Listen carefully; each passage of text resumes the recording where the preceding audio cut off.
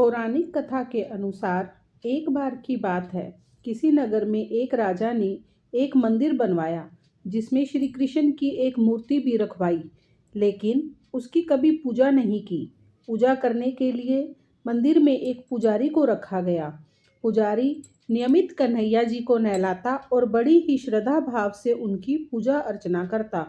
राजा भी रोज कान्हा जी के लिए एक फूलों की माला भेज देता था और जब वह दर्शन करने आता तो पुजारी उस माला को उतारकर राजा को पहना देता। ऐसा करते करते पुजारी की भी उम्र बीत चुकी थी। एक दिन किसी वजह से राजा नहीं आ सका तो उसने एक सेवक के हाथ में मंदिर में माला पहुंचा दी और कहलवा दिया कि आज वह मंदिर नहीं आएगा, इसीलिए पुजारी उसका इंतजार न करे। इतना कहकर सेवक चला गया।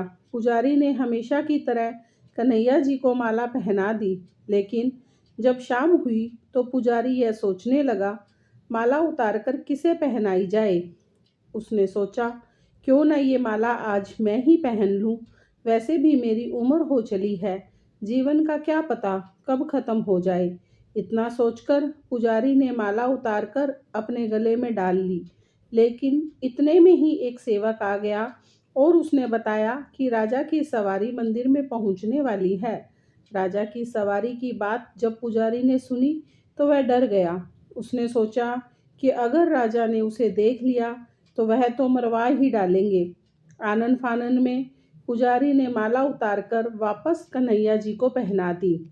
जैसे ही राजा अंदर आया तो हमेशा की तरह पुजारी ने माला कान्हा के गले से उतारकर राजा को पहना दी, लेकिन माला पर लगा सफ़ेद बाल देखकर राजा समझ गए कि पुजारी ने यह माला स्वयं ही पहनी थी। बस फिर क्या था, राजा क्रोधित हो उठे और उन्होंने गुस्से में पुजारी से पूछा कि माला पर सफ़ेद बाल कहाँ से आया। तब राजा की बात सुनकर पुजारी डर गया और बोल पड़ा, ये तो कन्हैया जी का है। अब तो राजा और भी क्रोधित हो गए, क्योंकि कान्हा तो भगवान है और उनके बाल सफ़ेद कैसे हो सकते हैं। इसीलिए राजा ने फरमान सुना डाला कि कल श्रृंगार के समय राजा खुद आएंगे और देखेंगे कि सच में कान्हा जी का सफ़ेद बाल है या पुजारी झूठ बोल रहा है। उन्होंने कहा कि अगर पुजारी ने झूठ बोला होगा तो उसे फांसी दे दी जाएगी। राजा का फरमान सुनकर पुजारी का बुरा हाल हो गया। उसने सोचा कि क्या करे, कहाँ जाए, अब तो उसका मरना तय है। तब वह रोते रोते भगवान की शरण में पहुंचा और उनसे कहा, हे केशव, मुझसे झूठ बोलने का अपराध तो हुआ है, लेकिन हो सके तो मुझे क्षमा कर दे और राजा से रक्षा करें।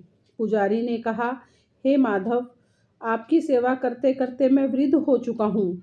अब आप मुझे माफ़ कर दीजिए, ऐसी गलती दोबारा नहीं होगी। यही कहते कहते पुजारी की न जाने कब आँख लग गई और उसकी आँख खुली तब सुबह हो चुकी थी।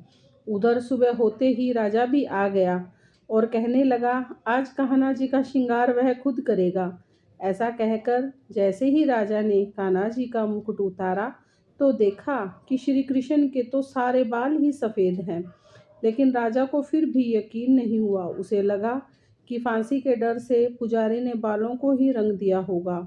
राजा ने सोचा, क्यों न कन्हैया जी का एक बाल तोड़कर देखा जाए। इसके बाद राजा ने कान्हा जी का एक बाल तोड़ लिया, लेकिन जैसे ही बाल टूटा, कन्हैया के सिर से खून की धारा बहने लगी। यह देखकर राजा भगवान के चरणों में गिरकर माफ़ी मांगने लगा। तभी श्री कृष्ण जी की मूर्ति से आवाज़ आई, हे राजन, तुमने मुझे केवल मूर्ति मात्र ही समझा, इसीलिए आज से मैं तुम्हारे लिए केवल मूर्ति मात्र ही रहूँगा। लेकिन पुजारी ने सच्चे मन और पूरी श्रद्धा से मेरी भक्ति की है, इसीलिए उसकी अनन्य भक्ति को देखकर मुझे अपने बाल सफ़ेद करने पड़े। कन्हैया जी ने कहा कि भक्ति में कभी संशय नहीं होना चाहिए और सच्चे भक्त की लाज तो मैं कभी नहीं जाने देता। जय श्री कृष्ण। राधे राधे।